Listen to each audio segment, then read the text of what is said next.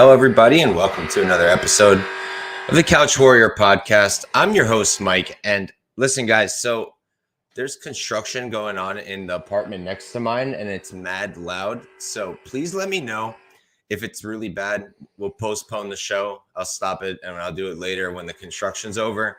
But if it's not bad, just let me know so we can keep going. Hopefully, I'm going to keep the mic close. Hopefully, we can avoid most of that construction sound. It's just very, very annoying. But anyways, welcome to Mike's Bets. If you haven't watched this before, all we do is we run through my bets for this weekend's UFC card. So we're going to go over my bets for UFC Vegas 60. Going to keep it short and sweet. You can watch my in-depth breakdown earlier this week on Wednesday with James from Lucrative MMA. It was a dope show. We disagreed a lot, so I feel like it's a lot more fun when you disagree. So make sure to check that out if you want the more in-depth breakdowns. But today I'm just going to go through my bets. Feel free to say anything in the chat. I love talking with you guys. That's my favorite part of this show. So yeah, let's get right into it. I have my bets up over here for you guys already. And for the first one, we've got Gregory Rodriguez. I played him for a unit against Chitty. I got it at plus 114. Now I'm going to go check out what the line is now. This construction is so bad. Jeez. It paused for a sec. Nope. But yeah, now the best you can get Greg at is plus 107, plus 110 if you have bet 365. I don't know who has that. But I just think that Gregory has more weapons here. He's shown time and time again he's a good striker. The chin is 1,000,000% a concern, yes. I think he's going to be fine. He holds that high guard. I think he's going to close the distance and wrestle, I hope. I know that he's shown pretty poor fight IQ. It's why he lost that Petrosian fight. So that's why I only kept this to one unit. But I just think he should win this fight. He's got more weapons. I think the grappling of his is elite. So I'm going with Greg here. And then moving right along. Next up, we've got my Bill Algeo play. I played that one for plus 115 for one unit. Pulling up the odds now. You can get plus 110. But it looks like money's coming in on Feely. So if you like Algeo as well, you can just wait. And I think you're going to get a better line. And for me, it comes down to this. Algeo's slightly bigger. Algeo's got a reach advantage, if I remember correctly. I'm doing this off the top of my head. And I think he's going to have more output. I think that his striking is a little bit more difficult to deal with because it comes from funky angles. That said, that makes him a bit more hittable. His hands are always down, so I think Feely is live. But Algeo, while he's easy to take down, he's difficult to hold down. And I think he's going to really make Feely work. I think a round 3 finish might be possible. I've been looking at that myself. I'm going to pull it up real quick. Bet Online's been freezing. Best Fight Odds been freezing on me lately, but we're good now. So Algeo in round 3. Oh, okay. Yeah, I'm going to play it. You can get plus 2,200 for Bill Algeo in round number 3 again on FanDuel. He's going to be the more fresh guy in round number 3 if we get there. I'm fairly confident in that. So at plus 2,200 to pick up that finish in round number 3, I'm going to be going for that. I think that's way off. Thank you, FanDuel. And we're going to move on to my next bet. So next up, we've got Anthony Hernandez. I've got him for a unit, money line minus 170. And I do have him parlayed. I'll talk about that in a little bit when we get down there. And for me, this one really just comes down to pressure, pressure, pressure. I love these volume wrestlers who don't stop moving. I do think that he's going to be a liability on the feet. I think that's where Marc-Andre Barriault's going to find the most success. So I can't blame anyone for taking the dog shot, but I like to stick with these volume grapplers who just won't stop till they break you. So I will be playing Anthony Hernandez. I already did one unit, minus 170. And we're going to move on to my next bet. All right, so for this next one, I played Pat Sabatini at minus 180 for one unit, and I parlayed him as well. I'll talk about that when we get to my props and parlays. Excuse me. And this one just comes down to this. I think that he's going to be the better wrestler, and because of that, he can control where this fight is. He is going to grapple. He's not going to give Damon a lot of time on the feet. I do think Damon Jackson's a better striker, actually by a little bit, but I don't think that he's going to get that chance really. Pat Sabatini He likes to grapple, and he does it no matter what. So I do think he's going to get Damon down, and I don't think that Damon's going to submit him off his back or anything like that. So I do like Pat Sabatini. Played him for 1 unit, minus 180, and then parlayed him. We'll talk about that in a bit. So next up, we've got Sarah McMahon, and that fight is canceled. I just read right before we hopped on the show that fight is canceled. Aspen Ladd, once again, misses weight. I do not understand why they don't tell her and Macy that they need to go to 145. Both of them would be better there, especially Macy. I actually think Macy would be great at 145, and I don't understand why they keep doing this, but whatever. We're going to move on. So this one I'm proud of. I got Daniel Zellhuber at minus 119 for 2 units. I destroyed the line there. I'm very proud of that. That's why you guys should be following me on Twitter at Couch Warrior Pod, because I do post my bets as soon as I make them, no matter what the time is. And I did get a good line there. So if you look at best fight odds, right? So for the bet online one, I don't have it up on the screen, but I'm looking at it. It says he opened up at minus 225, but that's because they opened this new line on September 11th, right? If you actually go back, they originally opened this line up. I'll give you guys the date right now. They originally opened the lineup on September 10th. And when they did that, they opened Zellhuber actually at plus 135. So I saw that line on Bet Online. I hesitated, believe it or not. For some reason, I thought maybe Ogden was live. So my stupid ass hesitated, and people got 135, plus 135 on Daniel Zellhuber. So it's crazy. I don't know what the bookies were thinking there.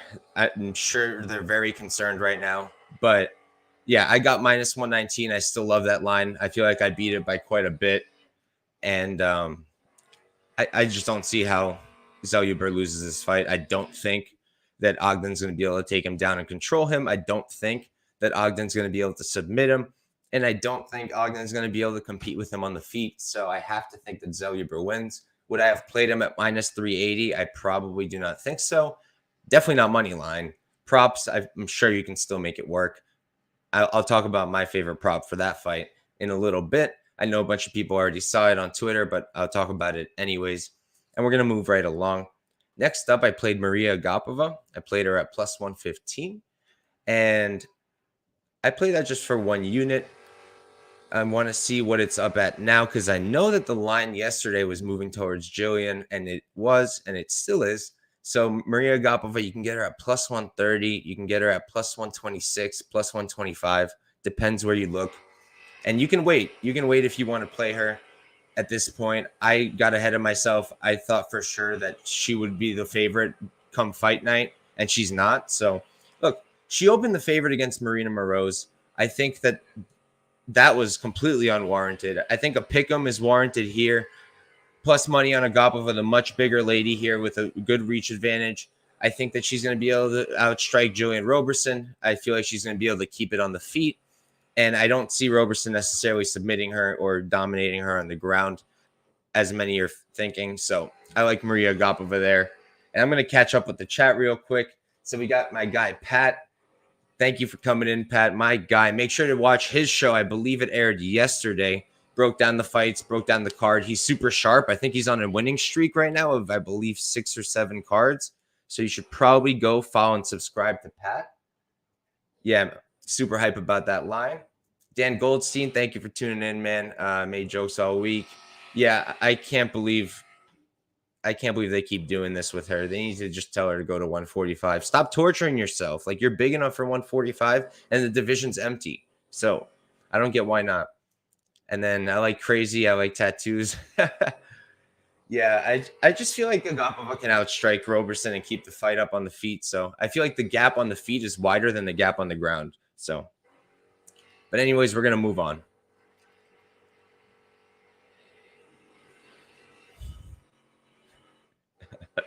Dan saying it says there's 4 people in here, but it's just him and Pat. Pat accounts for 2 people. But Pat's ripped, man. But we're going to move on. Next fight, we got Javid Basharat versus Tony Gravely. I played Basharat at minus 110 for 2.2 units when that line first opened up. Basharat is now minus 170. You can get Tony Gravely at plus 145. And I'll be completely honest with you. I played Basharat at those odds because I think he can scramble, keep the fight up for the most part, and win on the feet. But Gravely at plus 145, if that's where the line opened, I'd be on Gravely because I talk about this all the time. If I'm going to play a dog, I want a clear path for them. And the clear path here is grappling. Basharat, if you look back in his record, if you go back in the tape, there's just not a lot of tape of him being challenged in the grappling. There's not a lot. And we know that Gravely is going to challenge him here. Gravely is going to be the best wrestler he's ever fought. And Gravely can hang on the feet as well. So I am on Basharat. I got a minus 110. I don't love this line anymore. And I think there's a really good argument to be made for Tony Gravely. But I liked Basharat minus 110. That's what I played him at. I do think he wins this fight. I think he can out scramble, get up. And I think that on the feet, he's a much better fighter. So Basharat for me. And then we're going to move on to my last money line play. We've got Cameron Van Camp. I played him for a half unit at plus 211. I really hope you guys don't hear this. Yeah, so you guys do hear it. Is it really bad? Because this is terrible right now. It's killing my ears. It's difficult to stay focused. I might have to move back my Contender Series show, but we'll see what happens. But anyways, I played Cameron Van Camp half unit plus 211. Let's check out his line now. Oh, wow. Plus 147 on Bet Online, plus 160. I don't know, man. I played Cameron Van Camp because I felt that plus 211 was wide. I think Cameron Van Camp can win this fight. He's much bigger here. He's not a bad striker. He was able to hang with Fiallo. The reason he got knocked out is because his striking defense is terrible, and he held his chin up. It's going to be a little bit more difficult for someone smaller like Moda to be landing just like Fiallo did. And then the grappling, I really do think that Pat destroying the line move. I'm telling you. But yeah, I think Van Camp can grapple here. I think Van Camp can maybe sub him. I was thinking about playing the Van Camp sub. I don't think the line is too bad over there, but I just don't want to do it. I'm fine with the half unit play at plus 211. You can still play him, I guess, plus 160, but it's not as enticing to me anymore. And then moving right along, we're going to go to my parlays. I'm going to run through those. They're fairly simple. There's one guy anchoring all of them.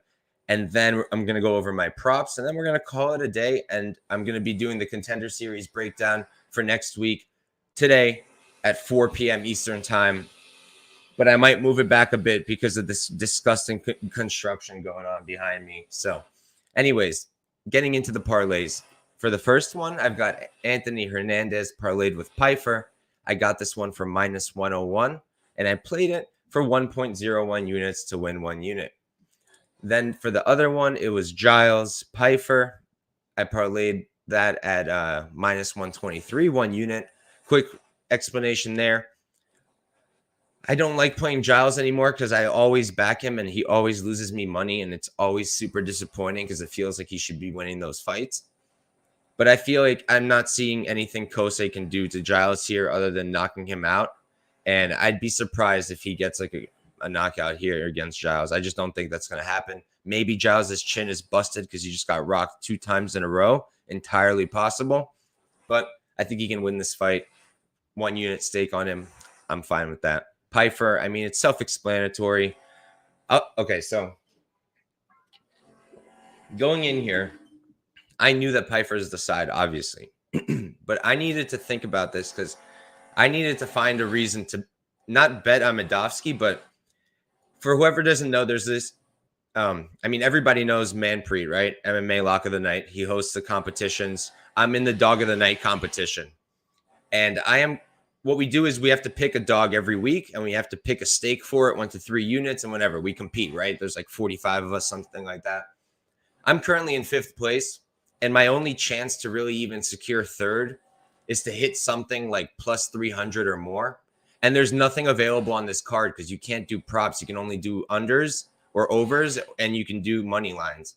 So unless I want to go violence with like Loma, which I don't, it's looking like I'm just going to play Amidovsky and hope for the best. Not betting, just for that contest, just because it doesn't look like I have a choice there anymore. But in terms of betting, I'm on Pfeiffer all day. Pfeiffer should destroy this guy. Piper is the much better fighter. I don't think Piper's necessarily a future champ, but it's just Amedovski's not very good. And look, if it's on the feet, I think Piper, there's always a puncher's chance. You always have to be careful. It's MMA, and it's also MMA in 2022, the year of craziness. So who knows? But Piper should just grapple him. He can finish him like this. So if Gianni the Grease on Amedovski, I could be in. Listen, man, this way I feel like I win either way, because if Amedovski loses, I only lose my $25 entry fee for that contest. And if Piper loses, I think I'm going to win a decent amount of money on the competition. So it's a win-win for me, and that's how I'm playing that.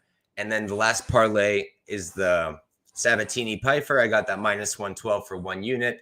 The Dan Gracie team parlay. Like I said, I just think that Sabatini should win his fight. I explained why, and same with Piper. So we're going to move on to my props. Now, if you've ever seen my bets before, you know I usually have way more props than this. Maybe I'm going to get there. It's just I'm not seeing way too much that I like. But for the first one, I beat the line movement here too. I couldn't believe this one. Rodrigo Nascimento, Tanner Boser, they opened the under 2.5 at minus 108. A heavyweight fight, they opened up at minus 108. I'm thinking maybe because Tanner Boser's been in a lot of decisions, but I mean, that's kind of silly, right? That doesn't make much sense. Now you look at it, the under 2.5 is like minus 225, minus 210. So I destroyed that line movement. I posted that too. So again, make sure you're following me at Couch Warrior Pod on Twitter.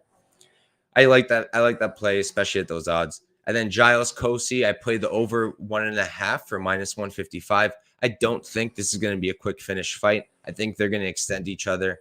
And 1.5, I thought that was a fair line, minus 155. Played it for 1.55 units. Then we've got Amedovski KO round 1. I got that at plus 2,500, 0.1 units. That's mostly a hedge spot over there. I just thought that was a great, I mean, that's his win condition, right? And you're going to give me plus 2,500. Pat also got minus 110, fellow sniper. But listen, man, I spend way too much time watching these lines. I should probably relax a little bit, but it's fun. It's fun beating line movement. It really is. So then we got Piper by sub plus 550. I played that for 0.2 units. Like I said, I think the real difference here is going to be the ground. Like I think Piper can win on the feet, sure, but on the ground, I mean, it's just going to be like easy. So for plus 550, I'm going to take it. Then I played Rodriguez submission plus 500.2 units. I know this guy has a terrible fight IQ, but at the end of the day, his body triangle is elite. His back take is elite. His ground game is elite. So I do think if he's on the ground, he's always live for a sub. You're going to give me plus 500. I'm going to take it. And that's it. That's all I got for now, guys. Make sure you're following me at Couch Warrior Pod for any other props, or I don't think I'm going to play any other money lines or parlays. So yeah, thank you guys for tuning in. At 4:00 p.m. Eastern time, so in just about 40 minutes, I'm going to be going live to break down next week's Dana White Contender Series card, Week 9. Make sure to tune in. I've already got some bets ready to go, just waiting on some lines. I'm hoping the construction's going to die down by then, but we'll see. But thank you guys for tuning in. Good luck with your bets, and have a good one.